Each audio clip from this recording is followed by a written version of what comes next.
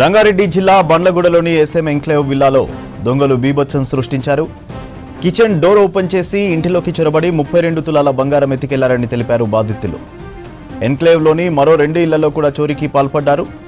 విలువైన సామాగ్రి తీసుకెళ్లారన్నారు.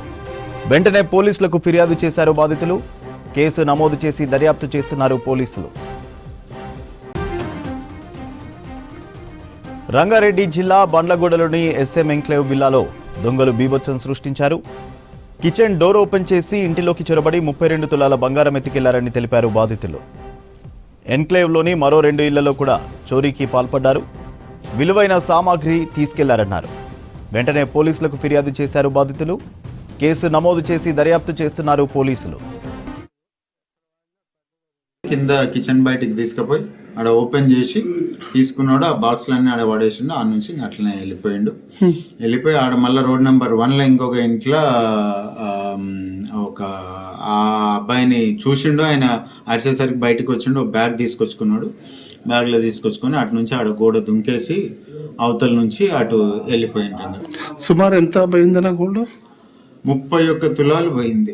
31 తులాలు. అంత గోల్డ్ మీరు ఇంట్లో ఎందుకు పెట్టుకున్నా? మొన్ననే చిన్న ఫంక్షన్ అయ్యింది ఇంట్లో, అప్పుడు వచ్చినవి. ప్లస్ పెళ్లిళ్ళు ఉన్నాయి కదా, మొన్ననే పెళ్లికి వచ్చిండ్రు, అప్పుడు తీసుకొచ్చినాము. ఇంకా అది మళ్ళీ తీసుకెళ్లి బ్యాగ్ పెట్టలేదు లాకర్లో. ఇంకా అట్లనే ఉన్నాయి. అది ఎప్పుడు కాలేదు. మేము 8 ఏళ్ళు అవుతుంది ఇక్కడ ఉండబట్టి. ఎప్పుడు కాలేదు. ఏమవుతుంది అన్న ధైర్యం అట్లా. ఎప్పుడు ఒక్క చిన్న ఇది కూడా పోలేదు. సెక్యూరిటీ అదొక ఫ్లా. సెక్యూరిటీ వాడు సీసీటీవీలు పనిచేసి పడుకున్నారు. వాడిని కూడా ఎంక్వైరీ చేస్తున్నారు. ఇప్పటి నుంచో సెక్యూరిటీ ఉన్నారు. రెగ్యులర్ రౌండ్స్ కొడతారు, అన్ని కొడతారు, కానీ ఆ రోజు కొట్టలేదు.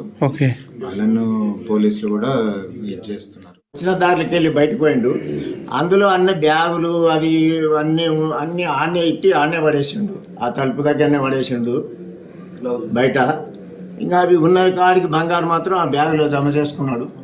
ఇక వెళ్ళిపోయాడు. వచ్చినప్పుడు మీకు ఏం శబ్దం కాలేదా అమ్మ? ఏం కాలేదు. ఏం ఆయన వచ్చి దోసుకొని పోయినా కూడా మీరు పడుకునే ఉన్నారు. ఇంత కూడా శబ్దం రాకుండా ఏమన్నా? నేను లేని టైము డోర్ బ్రేక్ చేసి లోపలికి వెళ్ళి మొత్తం ఇల్లంతా సెర్చ్ చేసేసారు.